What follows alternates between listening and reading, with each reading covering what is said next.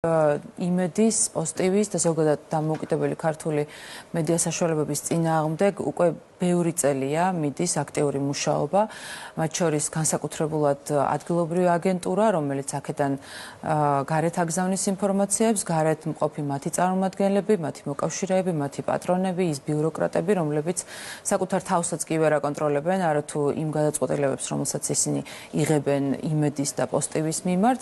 ამიტომ ეს ყველაფერი უკვე გაცხადებულად დაიწყო ბრიტანეთის მიერ დაწესებული სანქციების სახით. ეს იყო უპრეცედენტო გადაწყვეტილება, რადგან ევროპარლამენტის რეზოლუციებისგან განსხვავებით ჩვენ ვიცით, რომ ბრიტანეთი ესე მარტივად არ იღებს ამ სიმძიმის გადაწყვეტილებებს, თუმცა როგორც ხედავთ, იქაც უკვე აქტიურად მუშაობს არაფორმალური პოლიტიკური გავლენები, რომლის დაკვეთებსაც როგორც ჩანს სამწუხაროდ ყველანაირი საფუძვლის გარეშე აკეთებენ. რა თქმა უნდა, ის პროცესი, რომელიც იმედის წინააღმდეგ არის დაწყებული და ზოგადად ქართული მედია საშუალებების წინააღმდეგ, ეს არის არა მხოლოდ მარტო საქართველოს კონტექსტში, არამედ მთლიანად იმ ცენზურის ჭრილში შეგვიძლია განვიხილოთ, რომელსაც აკრიტიკებს და რომელზეც ბევრს საუბრობს ამერიკის შეერთებული შტატები. თავად დიდ ბრიტანეთში იქნება თუ ევროკავშირის სხვა სახელმწიფოში ერთი სოციალური პოსტის გამოც ადამიანები არიან დაკავებულები, ისჯებიან ამის გამო და ვიცით, რომ თუ მათ პოლიტიკურ ნარატივში არ ჯდება ყველაფერი სხვა ალტერნატიული მოსაზრება არის მიუღებელი და კარგად დამუშავებული ტაქტიკა, რაც გულისხმობს იმას, რომ პირდაპირ მიაკრა იარლიყი რუსული, პრორუსული არის უკვე გამზადებული ფორმულა თუ როგორ შეგიძლია რომ დაასანქცირო მოხსნა, აკრძალო და აი ამ ჭრილში უკვე ევროპარლამენტმაც გამოიყენა იმედის წინააღმდეგ და უკვე მოლდოვის გადაწყვეტილებაც, რომელიც ნამდვილად ზის ამ ქვეყნის მმართველების ქცევის ჟანრში. ეს არის ქვეყანა, რომელსაც მართავენ ადამიანები და მისი ხელმძღვანელი, რომელიც აცხადებს, რომ ის მზად არის გააუქმოს თავის ქვეყნის დამოუკიდებლობა და შეუერთოს მეზობელ ქვეყანას. ამიტომ ეს ალბათ ამ ქვეყანაზე უფრო და მის ხელმძღვანელობაზე უფრო მეტყოლებს, ვიდრე იმაზე, რომ თქვენ დაგასანქცირეს იქ. მაგრამ საინტერესოა საბოლოო ჯამში რა შედეგზე აპირებენ გასვლას, იმიტომ რომ გასაგები იქნებოდა ეს ქცევა, ქართული არხები, რომ რომელიმე საერთაშორისო ენაზე ტრანსლირებდნენ და შესაძლოა კიდე რაღაც ახსნა მოეძებნათ, მაგრამ საბოლოო ჯამში ეს არხები და განსაკუთრებით ტელეიმედი ფარავს საქართველოს მოსახლეობას. არის თუ არა რაღაცნაირად ზეგავლენის მოხდენა, რომ თუ კი საგარეოდ გაუფუჭებენ რეპუტაციას, ამას შეიძლება იმოქმედოს ქვეყნის შიგნით. ასეთი მცდელობაა? გიორგი, ძალიან საინტერესო კითხვაა, იმიტომ რომ ლოგიკურად, როდესაც ასეთ მძლავრ ინსტრუმენტს იყენებენ ქართული ტელევიზიების წინააღმდეგ, ლოგიკურად გვიწევს ფიქრი, რომ რა შედეგზე აპირებენ გასვლას.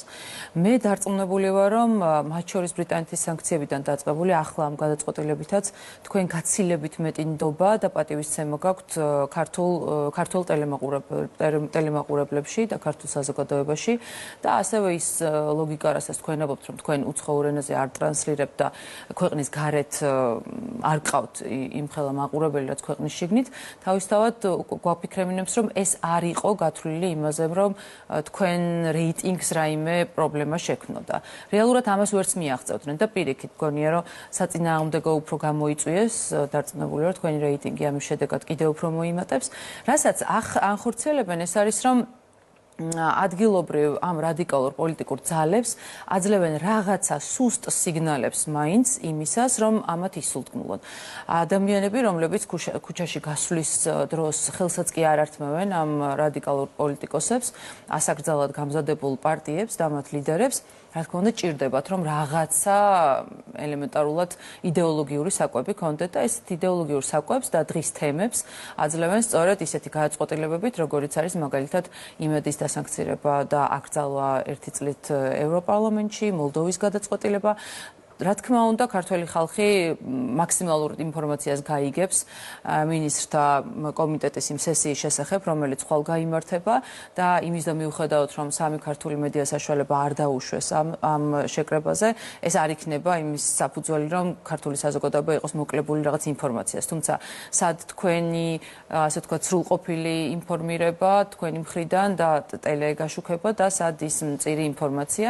ალბათ ესეც არის ერთ-ერთი ასე ვთქვათ, სურვილი, რომ არ გამოვიდეს ინფორმაცია მათი იმ შეხვედრებიდან, არ გაშუქდეს სრულყოფილად ეს ყველაფერი, იყოს გარკვეულწილად მიკერძოებული გაშუქება და მათი მხრიდან გამოსული ინფორმაცია მოხვდეს მათი აქ ადგილობრივი, ასე ვთქვათ, აგენტურული ტელეარხების ხელში და ეს ინფორმაცია დამუშავდეს და წარედგინოს ისე, როგორც მათ აინტერესებთ. იცით, მნიშვნელოვანია ჩვენმა საზოგადოებამ იცოდეს, ვინ ლაპარაკობს დღეს ევროპის სახელით და ვინ იღებს გადაწყვეტილებებს საქართველოს და ქართული მედიის შესახებ, სწორედ აი ევროპის სხვადასხვა ინსტიტუტის პოლიტიკური ინსტრუმენტების გამოყენებით.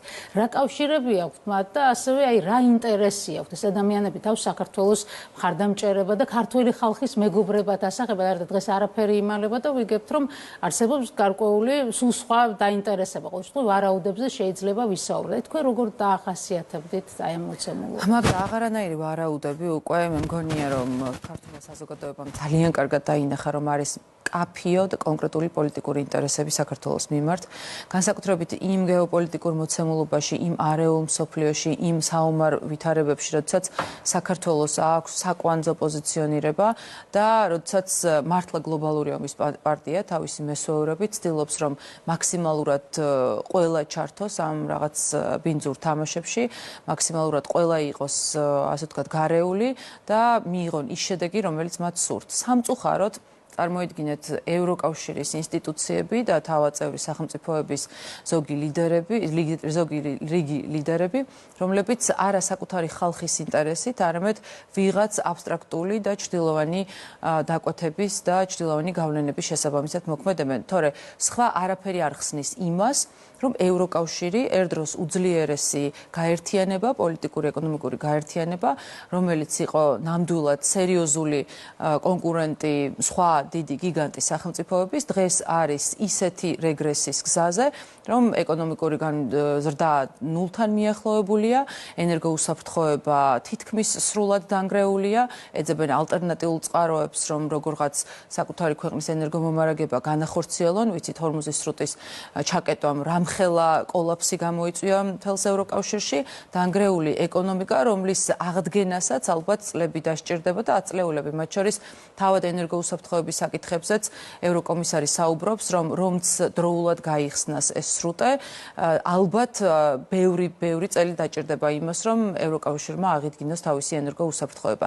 როდესაც მათ პირველი ნაბიჯი გადადგეს, მე არ ვიცი ვისი დაკვეთით, ვისი ზეგავლენით, რომ მოწყდნენ რუსულ იაფ ენერგორესურსს და მათი ეკონომიკა ამით და მათი წარმოება ამით მნიშვნელოვნად დაზიანდა, ქვეყანამ უკვე დაიწყო არა მხოლოდ ეკონომიკური დაღმასვლა, არამედ ემიგრაციის ის დონე, რომელიც აქვთ, მთლიანად ის პოლიტიკური მოცემულობა, ის არასტაბილურობა, რომელიც ევროკავშირის ბევრ სახელმწიფოში სუფევს, აქ დაიწყო სწორედ აი ამ უძლიერესი გაერთიანების დაღმასვლა და სამწუხაროდ ეს არის ფაქტი, რომელიც უნდა ვაღიაროთ.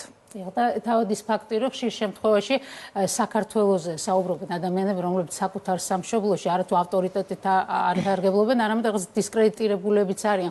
ხომ არ ნიშნავს, რომ ევროპარლამენტი რაღაც ასპარეზად იქცა იმ ადამიანებისთვის, ვისაც სურს თავის რეალიზაცია, მაგრამ ამის შესაძლებლობა არ ეძლევა ხალხის ნდობის ხარჯზე თავიანთ ქვეყნებში. ცოტა უცნაური სიტუაცია იქმნება სხვადასხვა. კი, მაგდა სწორი აქცენტია, მხოლოდ ისეთ პოლიტიკოს, რომელსაც არ აქვს საკუთარი რეიტინგი და არის ვიღაცის ხელდასმული, ან ვიღაცის მაქინაციების შედეგად იმ პოზიციაზე არჩეული თუ დანიშნული, მხოლოდ ასეთ ადამიანს თუ გამოიყენებ მარიონეტად. თორე ჩვენ შემთხვევაში, როდესაც ჩვენ 56%-იანი და კიდევ უფრო მეტი მხარდაჭერა გვაქვს ქართველი ხალხის, ჩვენ ზუსტად ის სიმყარე გვაქვს ჩვენს გადაწყვეტილებებში, რომელსაც მთლიან წლების მანძილზე ვაჩვენებთ. მაგრამ პოლიტიკოსი, რომელსაც მაგალითად გერმანიის ლიდერი, რომელსაც ისტორიული მინიმუმი აქვს თავისი რეიტინგის და ბევრი სხვა ქვეყანა, სადაც ჩვენ ვხედავთ და რომელთა კოალიციები წელიწადში სამჯერ იშლება, რომელთა პრემიერ-მინისტრები წელიწადში ორჯერ გადადგებიან და ახალს ირჩევენ, აი ეს პოლიტიკური არასტაბილურობა და ზოგადად ეს მოცემულობა და მთლიანად ეს პოლიტიკური ისტებლიშმენტი, რომელიც არა საკუთარ რეიტინგს, არამედ ვიღაცის ნებაზე არის დამორჩილებული, თავისთავად უფრო ადვილი სამართავია. ამიტომ ასეთ ადამიანებს, ეხლა როგორც ბატონი ცაკნა არის ესტონეთის საგარეო საქმეთა მინისტრი, რომლის პარტიამაც რაღაც 0.2 თუ რაღაც სამარცხვინო ციფრი აიღო ბოლო არჩევნებზე და მხოლოდ კოალიციის პირობებში არის ის ინარჩუნებს ის პოზიციას. სწორედ ესეთი ადამიანი თუ გამოადგებათ მათ, რომ იმდენად აბსურდული, უსამართლო და სრულიად გიჟური გადაწყვეტილებები, განცხადებები აკეთებინონ და სწორედ ასეთი ხალხის თავდასხმის ობიექტი ხართ თქვენც იმედი და სამწუხაროდ ქართული ხელისუფლებაც. რო გავაანალიზოთ ეს პროცესი, ერთგვარად ანუ აქედან წავიდა მოთხოვნა ქართული ოპოზიციის მხრიდან, თავიდან დაასანქცირეთ ხელისუფლება, რაღაცა ეკონომიკური სანქციები, პერსონალური სანქციები, შემდეგ მედია. მოკლედ ოპოზიციამ წარუდგინა სრული სპექტრი, რაც მათ ხელს უშლიდათ საბოლოო ჯამში ხელისუფლებაში მოსვლაში. მაგრამ მოდით ახლა ვისაუბროთ იმაზე, რა შედეგი მიიღეს ამით იმ რადიკალურმა ჯგუფებმა, რომლებიც დღემდე რაღაცნაირად ცდილობენ, რომ ხელისუფლებაში მოვიდნენ. კი, ნამდვილად ეს არის გაწერილი სცენარი, რომელიც ბევრი სხვა ქვეყნის შემთხვევაში აამუშავეს. უბრალოდ საქართველოს გამონაკლისი აღმოჩნდით. ალბათ ვერ გაითვალისწინეს ის მრავალსაсловანი ისტორია და ჩვენი ისტორიული გამოცდილება, ქართული ხალხის ბუნება და ის გრადობა, რომელიც ჩვენ გვაქვს თუნდაც საკუთარი ქვეყნის სიყვარულის თუ იმ ფასეულობების მიმართ, რომელიც გვაქვს. თუმცა ეს სცენარი, რომელსაც ახლა ჩვენს მიმართ ამუშავებენ, არის ბევრ ქვეყანაში წარმატებით გამოყენებული. ელემენტარულად უკრაინის შემთხვევაშიც ფაქტიურად სერიალი დაუდგეს და ეს სერიალი შემდგომში რეალობად, ასე ვთქვათ, რეალობაში გადაიტანეს. ამიტომ ძალიან დიდი და მძლავრი ინსტიტუციები მუშაობენ იმისთვის, რომ ქვეყანაში სხვადასხვა გავლენიანმა ძალებმა საკუთარი დასაყრდენი მოიპოვოს და ჩვენ შემთხვევაში სამწუხაროდ 2003 წელს ვარდების რევოლუციის სახით მივიღეთ ამ სცენარის რაღაც გარკვეული ამუშავება, მაგრამ განსხვავებით ბევრი სხვა ქვეყნისგან, ჩვენი ხალხი ძალიან მალე მოეგოგონს, ჩვენი მთლიანი, ანუ ეროვნული რესურსი აი ამის წინააღმდეგ ამუშავდა და ნუ რა თქმა უნდა, რომ არა ბიძინა ივანიშვილის ფაქტორი ნამდვილად ვერ გადავტეხდით იმ დიდ უბედურებას, რომელიც ჩვენს თავს იყო სააკაშვილის რეჟიმის კუთხით, მაგრამ ახლაც ფაქტია, რომ მათი ეს პატრონები ამუშავებენ იგივე სცენარებს, სამწუხაროდ ახალი მოდელები არა აქვთ დამუშავებული. ერთადერთი, რასაც უკვე ვფიქრობ, რომ თავადაც ხვდებიან, ანუ ადგილობრივ დონეზე მათ ძალიან მწირი აქვთ რესურსი, რომ ამ გადაწყვეტილებებით, ამ მოქმედებით რაიმე შეცვალონ ქართულ ამორჩეულში, მაგრამ რაღაცა დოზით მაინც ასულდგმულებენ ამ რადიკალებს და ჩვენს ოპოზიციას, რომელსაც მინიმუმ რაღაცა ჭირდება, რომ გარედან წამოვიდეს, იმიტომ რომ შიგნით კიდევ ერთხელ გავიმეორებ, რომ უბრალოდ ელემენტარულად საკუთარი ამორჩეველიც აღარ ხვდება. ნახეთ 10 და 15 კაციან შეხვედრებსაც როგორ ვეღარ აწყობდნენ. ამ ძიმე სურათის მიუხედავად ოპოზიცია ემზადება 26 მაისისთვის, ამბობენ, რომ ძალიან მნიშვნელოვანია ადამიანები გამოვიდნენ ბევრნი, იმიტომ რომ თავებს დაითვლიან, უნდა დაინახონ ერთმანეთი, ხალხმა უნდა დაინახოს ერთმანეთი, ქვეყნის ფარგლებს გარედან უნდა დაინახონ ისინი. რაიმე ახალი იმპულსისთვის, სტარტისთვის მიმდინარეობს მზადება, თუ ეს უბრალოდ აი რაღაც ასიცოცხლო ფუნქციების შენარჩუნებაზე გვაქვს საუბარი. უბრალოდ რამე სიახლე ხო არ შეიძლება შესთავაზონ მათ ან ამომრჩეველს ან უბრალოდ პარტნიორებს. არ ვიცი, ვის აშინებენ ამ თავიანთი გამოსვლით, როგორც გამოვლენ, ისე შევლენ. ყოველ შემთხვევაში ნამდვილად არ ექნებათ იმედი, რომ ხალხმრავალ აქციას მოაწყობენ. თუ რაიმე დესტრუქციული სცენარები აქვთ, არც იმის იმედი არ ექნებათ ნამდვილად, რომ ეს სცენარები გაუვათ, იმიტომ რომ ბოლო განვითარებულმა პროცესებმა, მათ შორის 4 ოქტომბრის წარმატებულად ჩატარებულმა ოპერაციამ, რომელიც სახელმწიფოს მხრიდან თითქმის სრულყოფილად იყო ჩატარებული, კიდევ ერთხელ დაანახა მათ და დაარწმუნა, რომ ეს მათი დესტრუქცია და მათი მავნებლური სცენარები აღარ მუშაობს. რა თქმა უნდა, გამოვიდეს ყველა, ვისაც სურს, რომ აღნიშნოს დამოუკიდებლობის დღე, თუმცა კიდევ გავიმეორებ, რომ ამ აგენტურას და ქვეყნის მოღალატე ადამიანებს ნამდვილად არაფერი ესაქმებათ 26 მაისს ამ ქვეყნის დამოუკიდებლობის დღეს. რადგან მათი მთელი მორალი, მათი მთელი ლოგიკა და მათი მთელი მუშაობის ძალისხმევა მიემართება იმისკენ, რომ ჩვენი ქვეყანა გახდეს ვიღაცაზე დამოკიდებული, რომ ემონებოდეს სხვა ვიღაც ოდიოზურ სახელმწიფოებს, ოდიოზურ პირებს, უცხოელ ლიდერებს, უცხოურ ძალებს და ეს არის მათი შინაარსი. ამიტომ ამ პირობებში ეჭვმეპარება, რომ ისინი რეალურად 26 მაისს აღნიშნობდნენ, თუმცა რა თქმა უნდა, ექნებათ მცდელობა, ყოველ შემთხვევაში სურვილი მაინც, რომ რაღაცა ფორმით და დოზით გაიფართხალონ. თქვენ როგორ ფიქრობთ, ანუ თავარი მიზანი მაინც ამ პროცესის რა არის, რომ ქვეყნის შიგნით დაანახონ საკუთარ ამომრჩეველს, რომ ჯერ კიდევ არსებობენ თუ ის, რომ მაგალითად როცა გვარამიამ თქვა, რომ ქვეყნის გარეთაც დაითვლიან ჩვენ თავებს და რაღაცნაირად გარე აქტორებს აგდნობინონ, რომ აქ ვართ, კიდევ სუნთქავთ და მეტი ფინანსებია საჭირო. ანუ რა პროცესის ნაწილი უფროა ეს?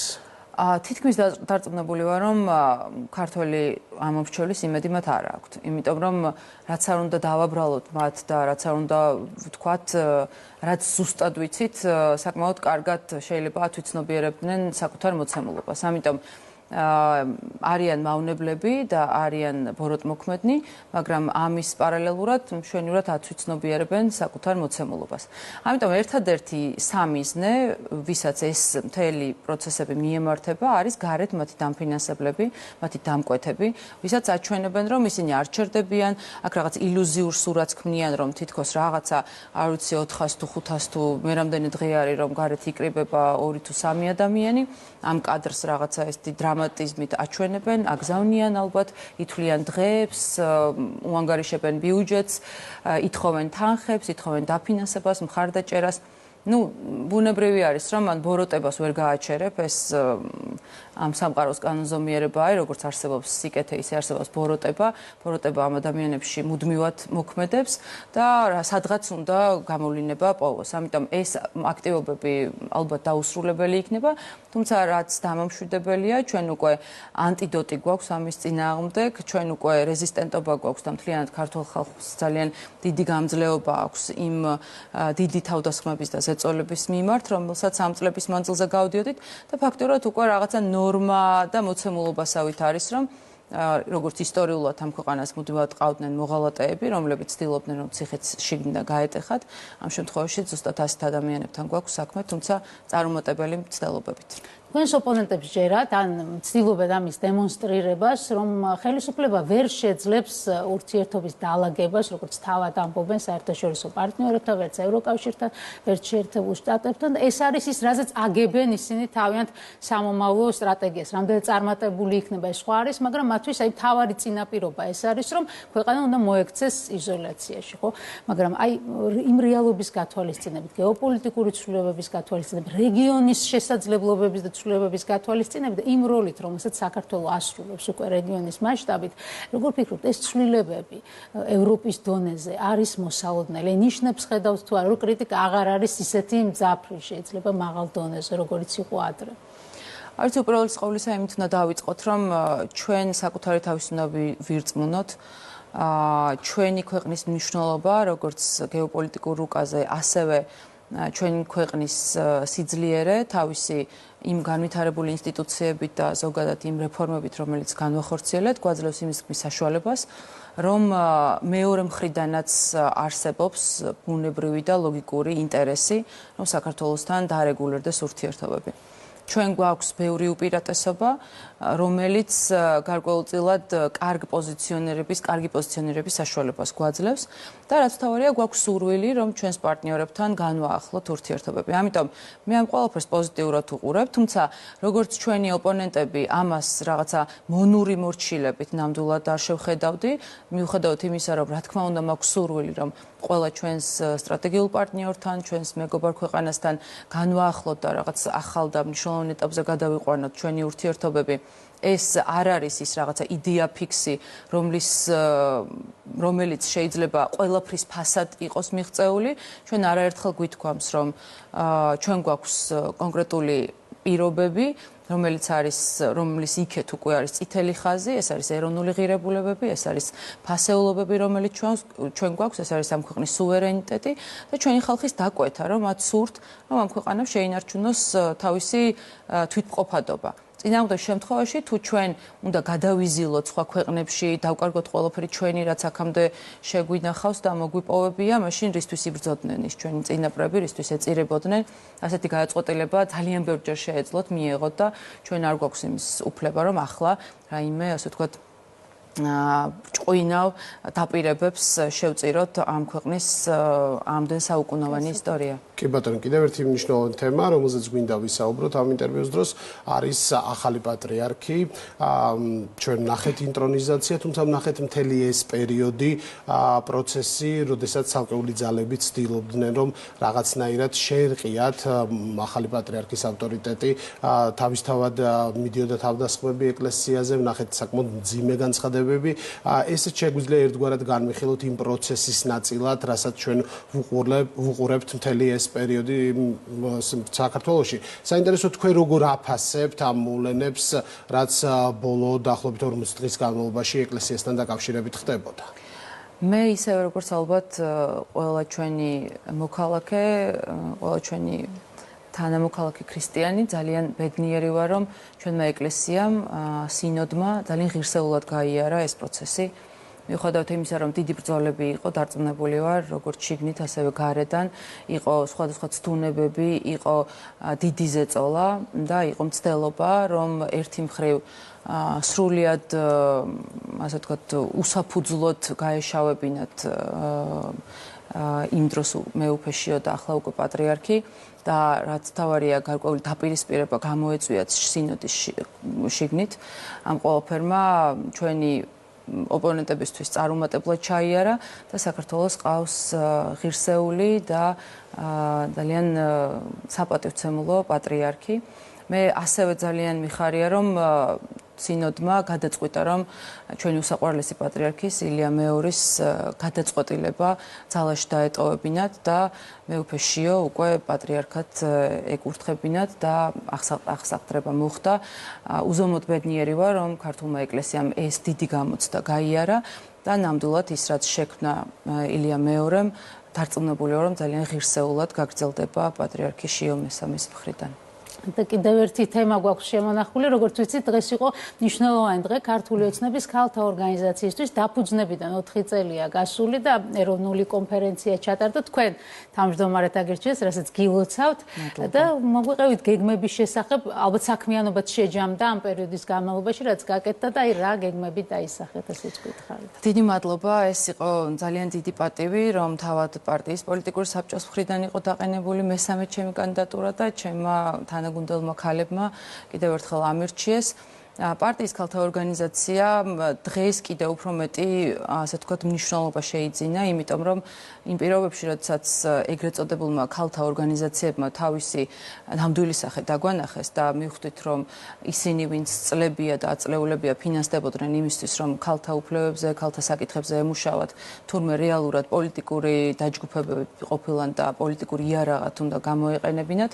დღეს ფაქტიურად მთელი საქართველოს მასშტაბით ჩვენი ქალთა ორგანიზაცია არის ერთადერთი ყველაზე ძლიერი ინსტიტუცია, რომელიც მთელი ქვეყნის მასშტაბით არის, ასე ვთქვათ, გაშლილი, რომელსაც ყავს ძალიან დიდი ბირთვი, ძლიერი, წარმატებული და სხვადასხვა გადაწყვეტილების პროცესში ჩართული ქალები ჩვენ ვარ გაშლილი საკრებულოებში, პარლამენტში, მთავრობაში და ერთი მხრივ უზრუნველყოფთ თავად ქალების ჩართულობას პოლიტიკაში, საზოგადოებრივ ცხოვრებაში და ამავდროულად ვართ ჩვენი ქალი ამორჩევლების ხმა. და მე დღეს ჩემს გამოსვლაში ვთქვი და აქაც მინდა გავიმეორო, რომ ჩვენ ქალის როლი, რაღაც ბოლო პერიოდში არასწორად დაგვანახეს, რომ თითქოს იმ რადიკალიზმში უნდა ყოფილიყო პოლიციის მანქანაზე შეხტომაში, იყო რაღაც ქალის ძალა, პოლიციელზე თავდასხმაში, იმ გინებაში, ლანძღვაში, იმ აგრესიაში, ზიზღში, რომელსაც სამწუხაროდ ეს აქტივისტი ქალები წარმოადგენდნენ. მაგრამ ჩვენ ვფიქრობ, რომ ეს სტანდარტი, რომელიც რეალურად უსტანდარტობა არის, ნამდვილად გადავტეხეთ და გვინდა ვთქვათ, რომ ქართველი ქალების ძალა სულ სხვა რაღაცაშია. ამიტომ ჩვენ გავაგრძელებთ დიდი სიყვარულით, რუდუნებით იმ საქმის კეთებას, რომელსაც აქამდე ვაკეთებდით და გავაგრძელებთ ქალების ინტერესების დაცვას.